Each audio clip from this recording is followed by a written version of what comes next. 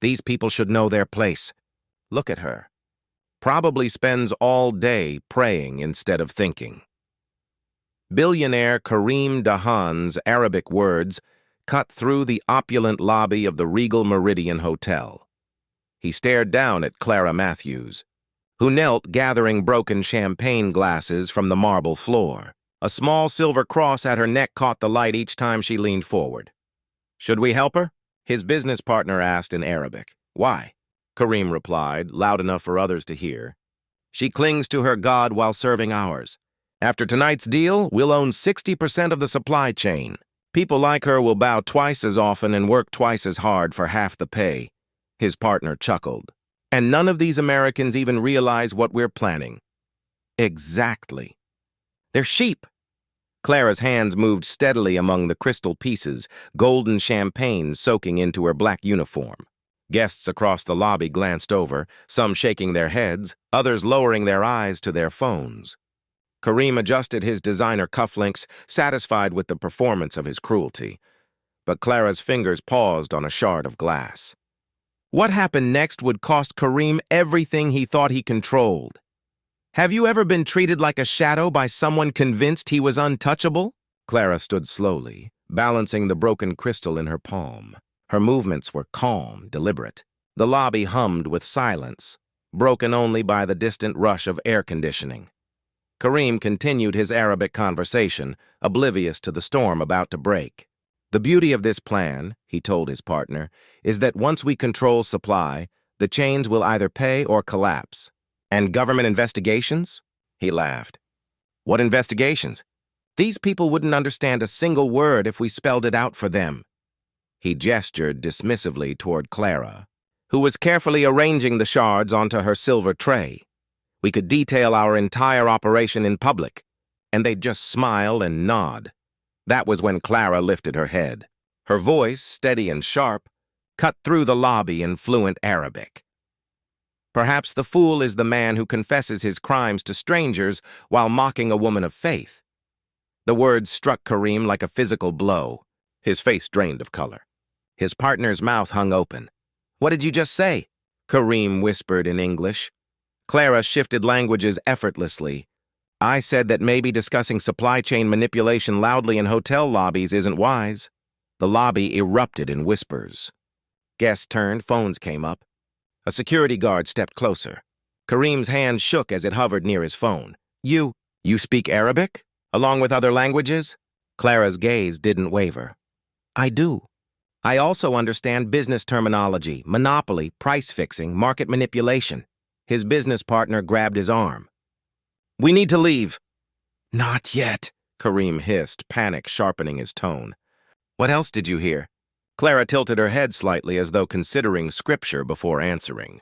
"Everything. Your timeline for implementation, your strategy for avoiding regulators, even the contempt you carry for people of faith like me." The businessman tugged him again toward the elevator. "This conversation is over," but Clara's voice followed them. "No, Mr. Dahan, it's only beginning." The elevator doors closed on Kareem's terrified face. Phones recorded. The woman he tried to render invisible had just become the most dangerous presence in the room. The lobby buzzed. Guests leaned in, murmuring, sharing what they'd heard. Clara stood still, her silver tray balanced, cross necklace glinting faintly beneath the lights. Hotel manager Richard Bowen hurried across the marble floor, his polished shoes tapping urgently. At 50, he had managed plenty of crises, but nothing like this. "Miss Matthews, are you all right?" Before she could answer, Kareem's voice thundered from the elevator bank. He had returned, his partner dragging reluctantly behind. "There's been a misunderstanding," Kareem announced, his voice louder than necessary. "This young woman thinks she heard something she didn't." Richard looked between them, confusion plain on his face. "I'm sorry, what exactly happened?" "She claims to speak Arabic," Kareem sneered. "A few tourist phrases, maybe." "Tourist phrases?" Clara's brow arched slightly. Kareem switched to French, his accent polished by elite tutors. "Tell me, what do you really know about international business?" Without hesitation, Clara replied in fluent French. "I know that planning cartel formations in public places is a failure of both secrecy and ethics." A collective gasp rose from the lobby. Richard's eyes widened. Desperate now, Kareem tried Spanish. "You're making reckless accusations without evidence." Clara's Spanish flowed effortlessly. "The evidence is in your own words, already recorded by at least half a dozen phones in this room." She gestured at the guests, many of whom were indeed capturing every moment. Kareem's face flushed crimson. "This is absurd. Richard, control your staff." But Richard was staring at Clara with awe. "Miss Matthews, how many languages do you speak?" "4 fluently," she replied, her tone calm. "Arabic from my father who worked abroad. French from my studies. Spanish because our community needed it. And English, of course. But above all, I speak truth, the kind my faith demands of me." A woman in the crowd called out, "What did he say in Arabic?" Clara looked straight at Kareem. He detailed a plan to monopolize supply chains, raise prices on American businesses, and dodge oversight through secret coordination with international partners. The lobby erupted again.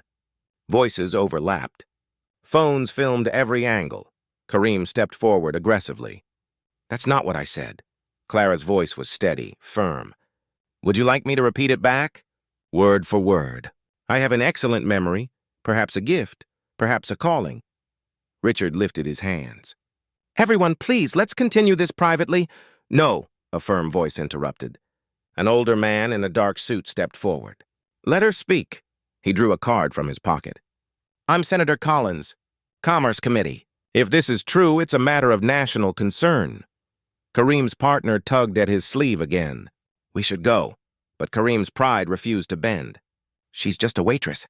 She carries drinks. What could she possibly understand about business?" Clara set her tray on a nearby marble table. The gesture was quiet but powerful, as though laying down something heavier than glass. "I understand this," she said, her cross catching the light. "Artificial shortages crush families. Price manipulation breaks the law. And faith teaches me not to stay silent when witnessing injustice." You confessed all of it, and in front of 30 witnesses. The room fell still, every eye fixed on the Christian waitress who had just unmasked a billionaire.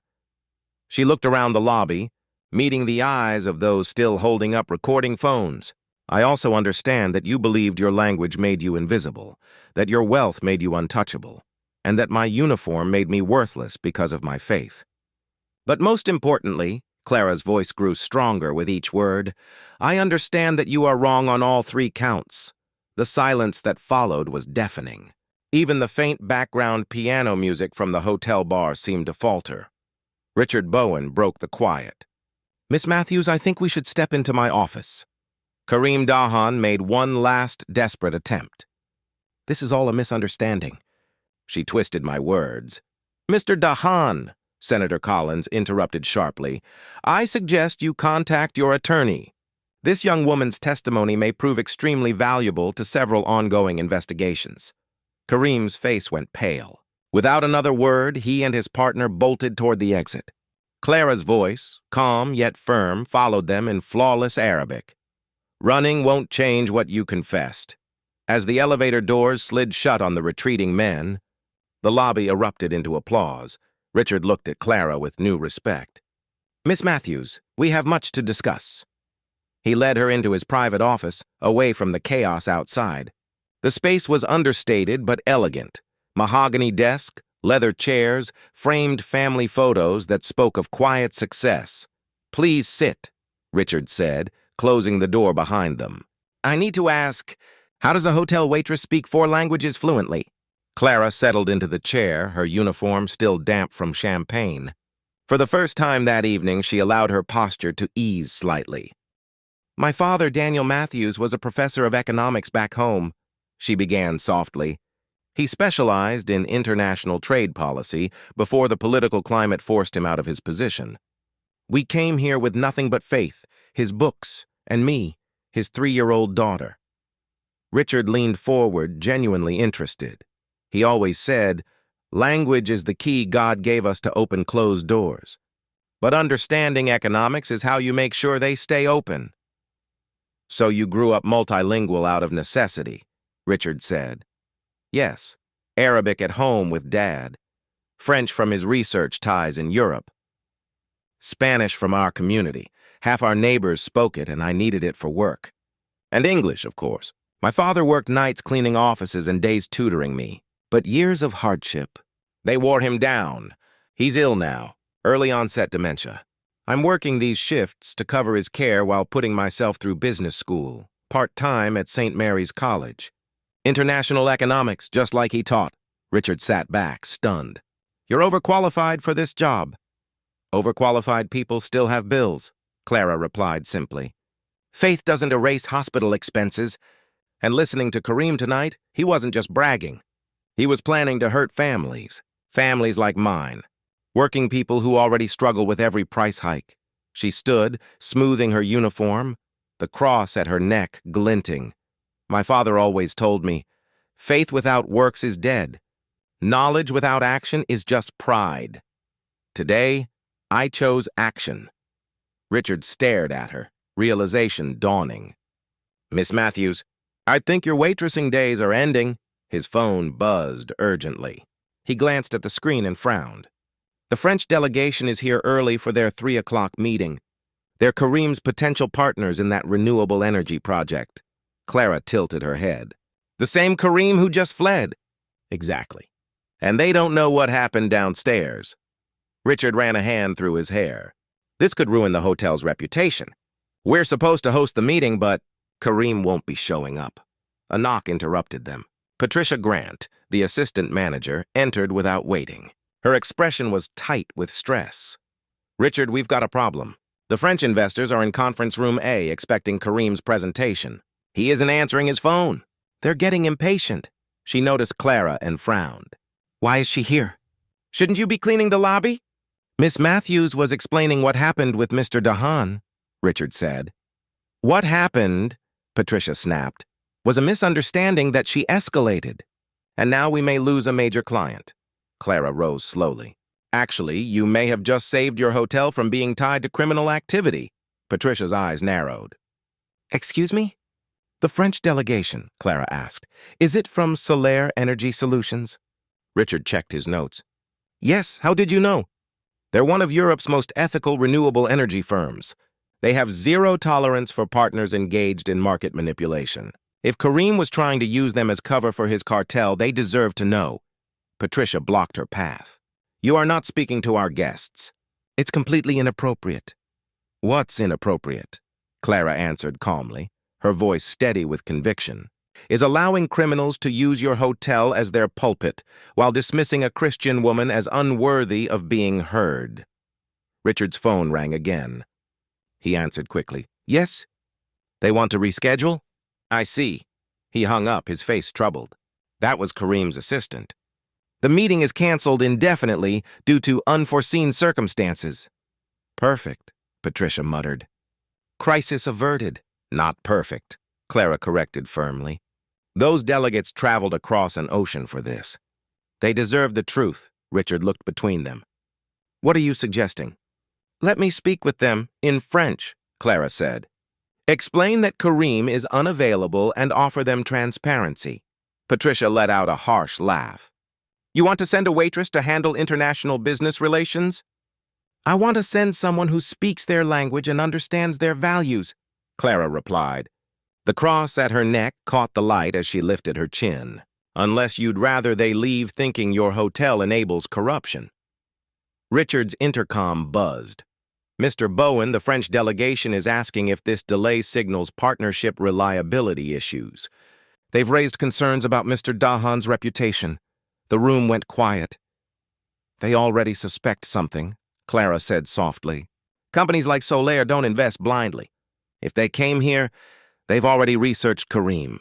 They know more than they let on. Richard leaned back, torn. Miss Matthews, what would you tell them?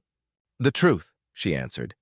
That Kareem is no longer welcome here because of ethical concerns, and that this hotel maintains standards protecting legitimate partnerships. Patricia shook her head furiously. This is insane. What's insane, Richard said slowly, is risking respected clients because we enabled someone planning market manipulation. He looked at Clara. Can you handle this professionally? Yes, Clara said firmly, but not as a waitress. If I'm representing this hotel's values, I need the authority to do it properly. Richard pulled a card holder from his desk, scribbled quickly and handed her a card. Clara Matthews, Guest Relations Specialist. Effective immediately. Patricia's face flushed red. Richard, you can't. I can, Richard cut in, and I just did. Miss Matthews, conference room A, show them what integrity looks like. Patricia jabbed a finger toward Clara. She's been here 6 months. You can't just promote her because she wears a cross and quotes scripture. Richard's gaze hardened. I can promote who I choose, and I choose integrity. Patricia gestured wildly at Clara's stained uniform. Look at her. She's not qualified. No interviews, no process. Just this? Clara stayed calm. Ms. Grant, would you rather the French delegation leave believing your hotel turns a blind eye to corruption while silencing a Christian woman who spoke the truth? There's no proof of anything criminal, Patricia snapped. Just wild claims from someone desperate for attention. The office door opened. Ethan Cross, head of hotel security, stepped inside. Mr. Bowen, the lobby is under control, but we have another problem. His eyes flicked to Clara before continuing. 3 news vans just pulled up. The incident video is already trending. The French guests are asking if their safety is at risk. Patricia groaned. This is what I was afraid of. Now we'll lose business, reputation, everything. Richard's phone buzzed with message after message. His expression darkened. Actually, Patricia, we have a bigger problem. 3 international groups just called, asking if we vet the clients who use our meeting facilities. He set his phone down slowly. Karim Dahan has been under federal investigation for 6 months. Financial Crimes Division. Market manipulation. The room fell silent. What? Patricia whispered. Which means, Richard said grimly, Miss Matthews just stopped our hotel from being linked to potentially criminal operations. Clara spoke quietly but with conviction. The French delegation probably knows this already. Ethical companies research their partners carefully. Patricia shook her head, clinging to her stance. Even if that's true, sending her in is ridiculous. She has no training, no experience. She has 4 languages and a stronger grasp of business ethics than anyone else here. Richard interrupted. Patricia's lips curled. But she's what?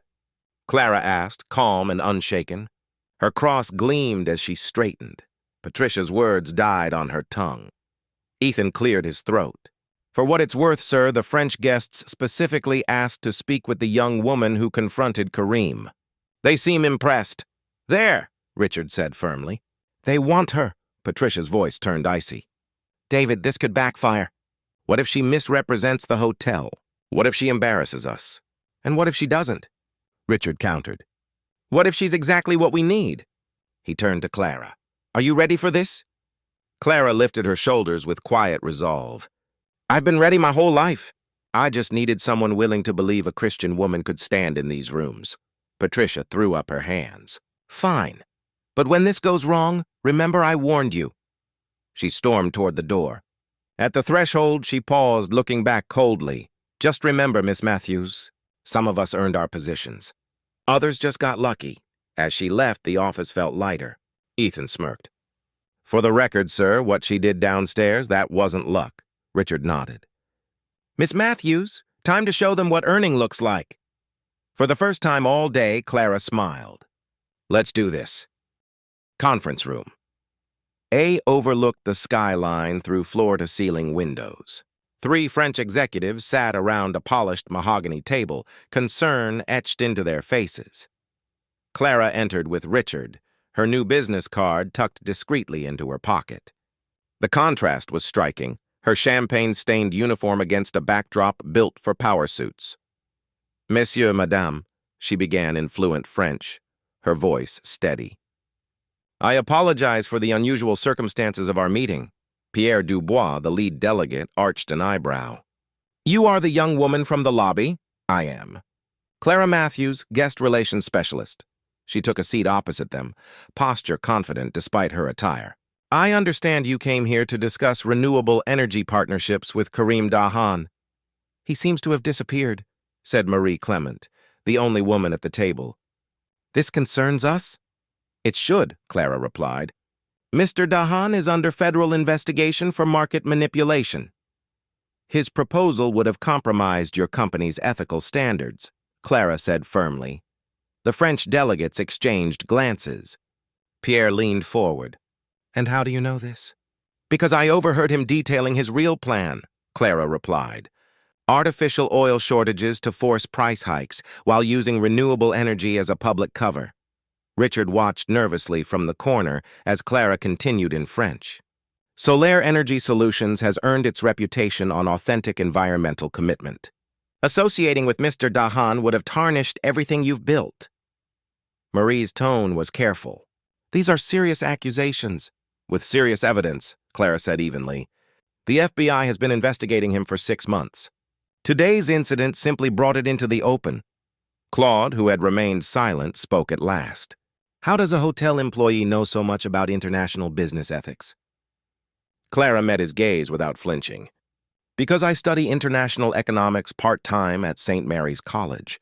Because my father was an economics professor who taught me that true success is about creating value, not exploiting others. And because my faith teaches me that when powerful men deceive, silence is complicity. She paused. Companies like yours represent hope. When energy costs are manipulated, working families suffer. When you build real solutions, communities thrive. Pierre sat back, studying her. You may have just saved us from a grave mistake. I prevented you from funding criminal activity, Clara corrected gently. Your due diligence would have caught it eventually, but why waste the time and resources? Marie's lips curved into a faint smile. You speak like someone who belongs in development, not hospitality. I understand that reputation is everything, Clara replied. It's why American companies want to work with Solaire because of your integrity. Claude tapped his tablet. What do you know of the U.S. clean energy market? For 20 minutes, Clara spoke fluently of federal tax incentives, state-level renewable standards, and innovations in energy storage. Her French was flawless, her knowledge precise. Richard watched as the atmosphere shifted from suspicion to genuine engagement. Finally, Pierre rose. Miss Matthews, this has been enlightening. You've saved us embarrassment, legal entanglements, and reminded us of what matters. Marie added warmly, and you've shown the integrity we look for in partners. Claude looked at Richard. Your hotel's handling of this reflects well on your standards. We will continue our partnership here. As the French team prepared to leave, Pierre handed Clara his card. We are always seeking professionals who understand both American and European markets. Perhaps we should speak further. When they departed, Richard turned to Clara in awe. You just transformed a disaster into opportunity. Clara smiled faintly. Sometimes the best solution is simply to tell the truth. Richard closed the door behind the delegation. For a long moment, the two of them stood in the quiet room, the weight of what had happened sinking in. In 22 years of management, Richard said slowly, I've never seen anything like that. Executives with decades of experience have fumbled less complicated negotiations. Yet you conducted flawless diplomacy in a second language wearing a waitress uniform. Clara smoothed the stained fabric self-consciously. They were good people. They deserved honesty. That's not what I mean. Richard's voice softened. When I started, I was a night auditor in a rundown motel in Cleveland. Invisible. Minimum wage. Taking one business class at a time. Sound familiar? Clara nodded quietly. One night I caught the GM embezzling. I could have stayed silent, but my conscience and my faith told me to speak.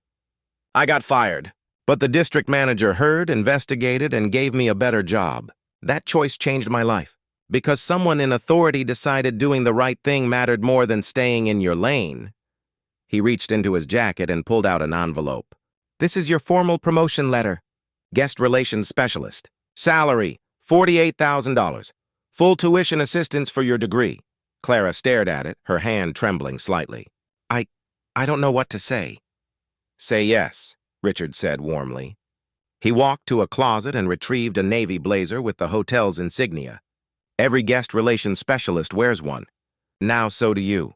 Clara ran her fingers over the fabric.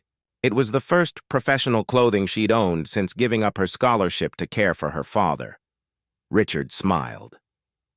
Keep being who you were today, intelligent, principled, fearless. Talent like yours shouldn't hide behind a tray. It belongs in boardrooms, shaping how business is done. Clara slipped the blazer on over her uniform. The change was immediate. She looked like she belonged in the very negotiations she'd just saved. There's one more thing. Richard scribbled on the back of his card and handed it to her. My direct line, anytime you see something questionable, any guest, any deal, you call me. She read the card. Clara Matthews, Senior Guest Relations Specialist? Senior? She asked, incredulous. After today, Richard grinned, we're skipping a few steps. You earned it. For the first time since her father's illness, Clara felt something she'd almost forgotten. Hope. Thank you, she whispered. No, Richard replied softly. Thank you. You reminded me why integrity matters, and why faith still belongs in this business. That evening, Clara sat in her modest apartment, still wearing the navy blazer over her waitress uniform. The promotion letter lay open on her kitchen table beside her laptop, where she had been combing through records on Kareem's company. Her phone rang. The caller ID showed the assisted living facility. Hi, sweetheart. Her father's voice, frail yet clear, came through with a strength she hadn't heard in weeks. Dad, Clara gasped, her throat tightening. The nurses showed me the news, he said with a weak chuckle. There you were, my brilliant daughter, standing tall. You spoke truth in Arabic to a man who thought his wealth could silence faith. You sounded just like me when I used to lecture about economic justice at the university. Clara's eyes burned. I just kept hearing what you always told me. Faith without works is dead. They finished the words together. For a moment, silence filled the line. Then her father's voice came softer. That man today, he reminded me of the officials who drove us out years ago. Rich, untouchable, thinking their language and money made them safe from consequence. But you, Clara, you have something they never had. You know that power should lift people up, not crush them. I was scared, Dad. What if I was wrong? What if I made it worse? Were you wrong? Clara thought about Kareem's panicked face, the gratitude of the French delegation, and Richard's recognition. No, I don't think so. Then you weren't scared, her father said gently. You were brave. That's different. A knock at the door interrupted them. Clara peered through the peephole and froze. Kareem Dahan stood in the hallway alone. Dad, I have to go. I love you.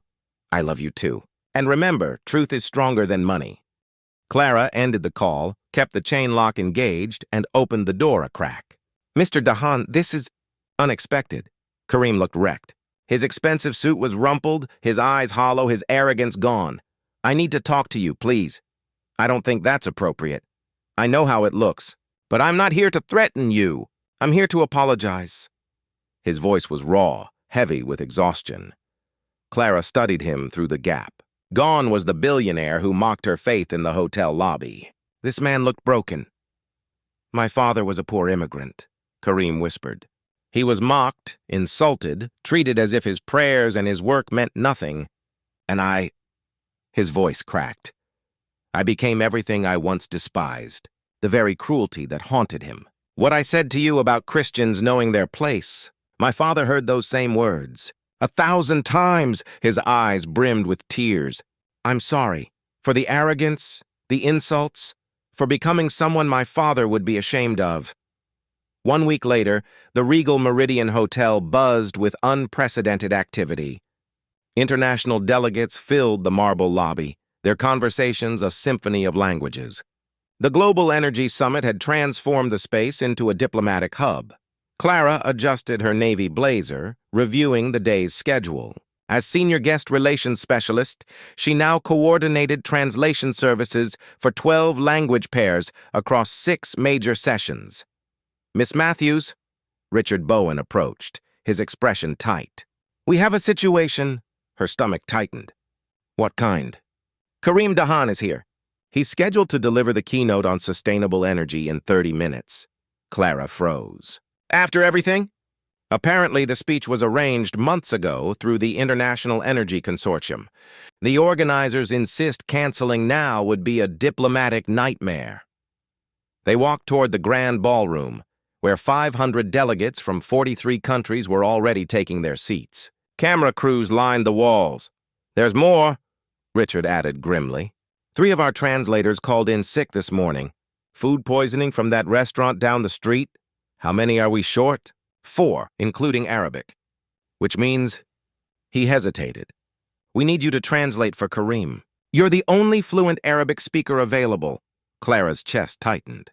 "You want me to translate for him?" "I know how hard this must be, but the summit organizers are desperate." Through the open doors, Clara could see Kareem at the podium adjusting his microphone.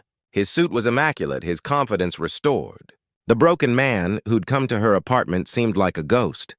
What if he says something inappropriate? Richard's tone was grave. "Then you translate exactly as he says it." "Accuracy is our only duty," Clara nodded slowly. "Booth 3, Richard said. "You'll have a direct feed to the Arabic delegations and Middle Eastern media." Clara slipped into the soundproof translation booth. Through the glass, she could see Senator Collins seated in the front row. He caught her eye and nodded approvingly. The French delegation she had aided days earlier also sat near the front. The applause rose as Kareem began, his voice smooth and practiced. "Distinguished delegates, we gather today to forge partnerships that will power a sustainable future." Clara translated flawlessly into Arabic, her voice steady in the minister's earpieces. He spoke of cooperation, clean energy, and global progress. His slides showed wind farms, solar grids, smiling families. For 15 minutes, it was textbook diplomacy. Clara relaxed slightly, then Kareem paused. A faint smile crossed his face. He looked directly at the Middle Eastern delegation and switched to Arabic. "My friends from the region," Kareem said smoothly in Arabic, "what I'm about to share must remain between us." Clara's blood ran cold in the booth. She had 2 choices: translate his words accurately or cut the feed. Her finger hovered over the emergency button. Kareem continued, his voice low and conspiratorial. "The renewable energy initiatives I've outlined are the perfect cover for our true operation." The English-speaking audience applauded politely, assuming he was offering a greeting. They had no idea. "Within 6 months of these partnerships," he said in Arabic, "we will coordinate supply restrictions across 3 nations. Oil prices will rise by at least 40%. Clara's hand trembled as she reached for her phone. She pressed record. "The beauty of this," Kareem continued, "is that Western governments will blame market forces. They will never suspect that their own renewable summit enabled the greatest price manipulation scheme in history." He gestured to slides showing wind farms and solar panels, while his words painted a darker picture. "Each percentage point of increase will generate billions in revenue. Environmental groups will never realize they've aided the very manipulation they claim to fight." The English-speaking audience applauded louder, charmed by the imagery. Meanwhile, Arabic listeners were hearing criminal instructions. "Implementation begins the moment these agreements are signed," he went on. "By the time regulators notice, the profits will already be hidden offshore." Clara's decision crystallized.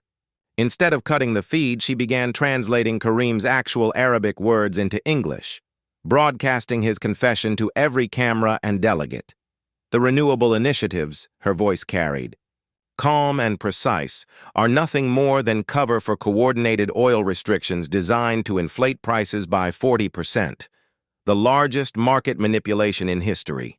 Heads snapped around. Delegates grabbed phones. Producers began frantically calling their newsrooms. Kareem, oblivious, kept going. American hotels, European energy firms, African development projects, all will pay our inflated prices, thinking they support sustainability. By now, the ballroom buzzed with confusion and alarm. Senator Collins rose to his feet, face grim. Security moved toward the stage. Kareem finally noticed the stir. He switched back to English. "In conclusion, sustainable partnerships require—" But it was too late. His Arabic confession was already flashing across news feeds worldwide. FBI agents poured into the ballroom. Kareem faltered mid-sentence as the agents approached. His microphone cut. On stage, applause was replaced by gasps as handcuffs snapped shut. In the booth, Clara kept translating steadily. "Federal agents are approaching the podium." The speaker is under arrest for conspiracy to manipulate global energy markets. The audience erupted. Cameras rolled. Delegates shouted into phones in half a dozen languages. Clara removed her headset, her heart hammering. Through the glass, she saw the billionaire who mocked her faith being led away, his empire collapsing in real time. Her phone buzzed endlessly with calls and messages, but she ignored them. A knock at the booth door made her turn. Senator Collins stood with a woman in a dark FBI jacket. "Miss Matthews, I'm Special Agent Sarah Carter, Financial Crimes Division," the woman said. "We need to review your recording." Clara handed over her phone without hesitation. "Everything he said in Arabic is on there. Dates, amounts, offshore accounts, the entire scheme." Agent Carter scrolled, her expression tightening. "This is extraordinary. We've investigated him for 18 months, but this is direct confession." Senator Collins leaned closer. "Miss Matthews, do you realize what you've done? You just exposed a conspiracy that would have drained billions from working families." Clara shook her head. "I just translated what he said." "No," Carter corrected firmly. "You chose justice over protocol. That took remarkable courage, especially from someone dismissed simply because of her faith." Through the glass, Kareem glanced up at the booth one last time. His expression was a twisted mix of rage and disbelief. The man who mocked her for wearing a cross and knowing her place was finally learning his. Richard Bowen appeared at the booth door with a poised woman in a tailored suit. "Clara, this is Rebecca Martinez from the United Nations Trade and Development Office," Richard said. "She'd like a word." Rebecca smiled warmly. "Miss Matthews, what you did here today won't just affect one hotel or one summit. It will shape international policy. Integrity has a voice, and you gave it one." Clara glanced down at the cross around her neck, then back up. For the first time, she felt the weight of her faith and her voice collide into something unstoppable. "We need someone with your skills and integrity to investigate similar schemes abroad," Rebecca Martinez said. Clara shook her head slightly. "I'm not an investigator. I'm a hotel employee. You're a multilingual economist who just stopped a multi-billion-dollar fraud," Rebecca corrected gently. Agent Carter looked up from Clara's phone. "The FBI has also authorized us to offer you a role as a civilian consultant with the Financial Crimes Division. Your language abilities, economic training, and moral compass could help us stop conspiracies before they start." Clara felt overwhelmed. A week ago, she was invisible, mocked for wearing her cross at work. Now the FBI and United Nations were asking her to help reshape international business. "Can I have time to think?" she asked. "Of course," Rebecca said. "But first, there's something you should see downstairs." The marble lobby had transformed into a global stage. News crews crowded a makeshift press area. Delegates held placards that read, "Truth in every language and integrity over profit." Pierre Dubois stepped forward to the microphones. "Today we witnessed something extraordinary, a young woman of faith who chose truth over silence, justice over fear." His French accent carried clearly.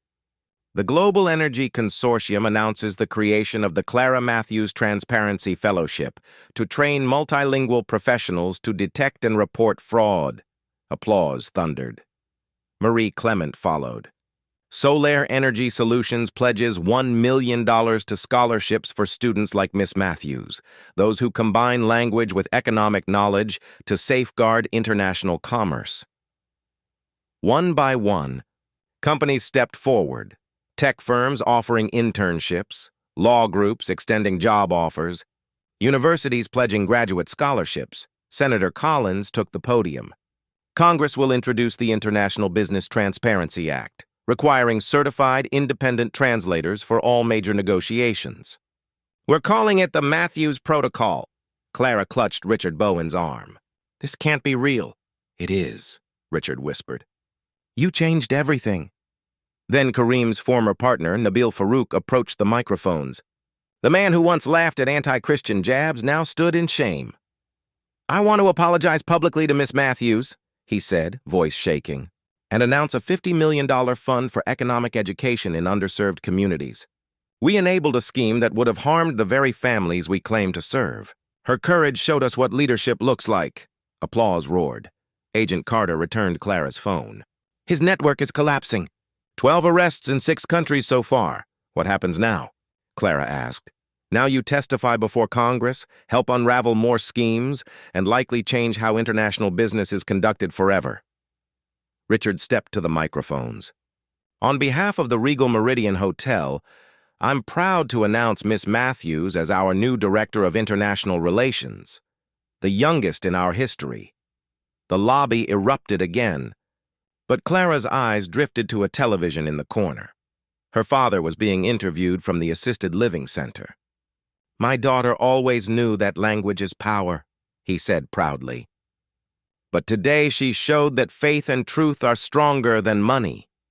Tears filled Clara's eyes. Rebecca handed her a UN card embossed with gold. Whenever you're ready, the offer stands. The world needs more people who put integrity before invisibility. Senator Collins shook her hand firmly. Young lady, you reminded us all that heroism often comes from the most underestimated. As the crowd dispersed, Clara and Richard stood quietly beneath the chandelier where it had all begun. 1 week ago, I was cleaning up spilled champagne, she whispered. 1 week ago, Richard replied. None of us knew what we were capable of. He handed her an envelope. Your father called. Georgetown University is offering you a full scholarship for their PhD in international economics. Apparently, they should never have let you go. Clara held the envelope, its weight immense. It was everything she had dreamed of. But it represented something more. Proof that being dismissed for her faith was only temporary, but using her voice for justice would last forever. What are you going to do? Richard asked. Clara looked around the lobby, the marble floor where she once knelt, the chandelier that had witnessed a billionaire's downfall. I'm going to make sure this never happens again, she said. In every language. The lobby's golden light seemed brighter, as if blessing not only the moment but the future, a future where faith, truth, and courage spoke louder than power. 6 months later, the Regal Meridian lobby looked different. It now housed the International Business Transparency Center, Clara's office overlooking the exact spot where she once gathered broken glass. The numbers told an incredible story. Karim Dahan sentenced to 8 years in federal prison.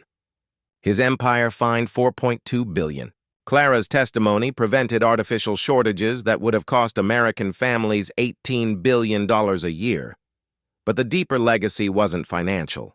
The Matthews Protocol was now federal law. Every international negotiation required independent translators, empowered to report wrongdoing without retaliation, and at its heart was the Christian woman once mocked as invisible, now ensuring the world could never again ignore truth spoken in any tongue.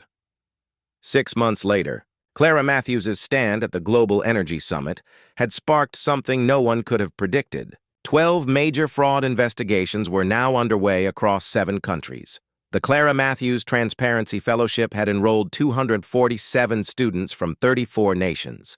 Young people fluent in multiple languages and grounded in economics were being trained to spot and stop corruption before it metastasized. Solar Energy Solutions, reformed through Clara's intervention, had become a model for ethical partnerships. Their collaboration with American renewable energy firms had already created 15,000 green jobs and reduced energy costs for millions of families. But today wasn't about statistics.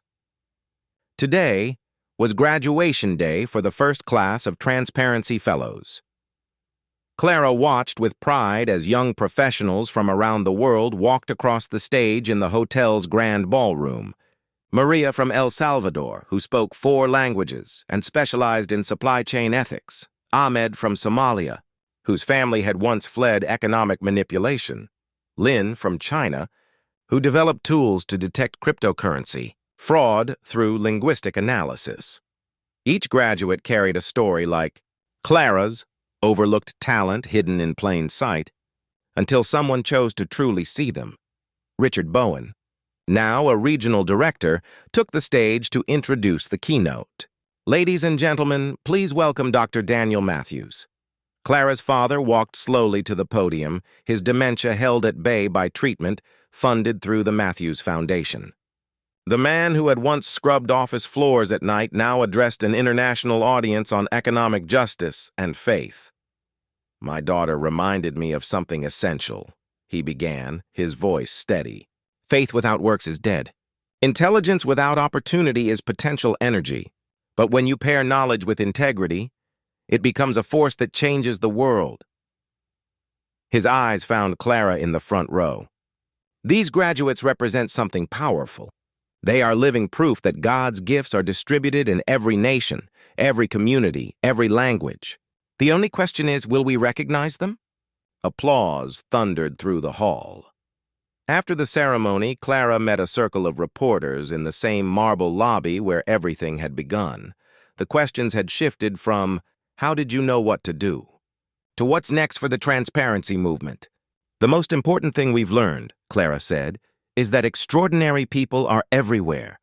They're serving your coffee, parking your car, cleaning your offices, interpreting your meetings. The server might speak 3 languages. The janitor might understand advanced mathematics. The driver may hold a degree in international relations." She gestured toward the celebrating fellows. "What if we treated everyone as though they might be the most capable person in the room? Because too often, the only reason brilliance goes unnoticed is because pride blinds us to see it." A young reporter asked, "What would you say to someone who feels invisible in their current job?" Clara thought carefully. "Start by documenting what you see and hear. Learn everything you can about the industry around you, even if it isn't your official job. And remember, being underestimated can be an advantage. People reveal things to the invisible that they'd never admit to the powerful." She paused, thinking of Kareem's arrogance when he mocked her cross and assumed no one could understand his Arabic. "But above all," she said, "when you see something wrong, speak up. Your voice matters more than you know. Faith demands it. Sometimes the person carrying a tray may be the one who saves an economy." That evening, Clara sat in her new office at the International Business Transparency Center, reviewing fellowship applications. Her phone buzzed with a text from an unknown number. "Saw your story on the news. I'm a night security guard who speaks 5 languages and trained as an engineer. Yesterday, I overheard something suspicious in a meeting I was guarding. What should I do?" Clara smiled and typed back, "Call this number. Let's talk." Because extraordinary people often hide in plain sight, waiting for someone to truly see them. And sometimes all it takes is one voice, spoken in the language of truth.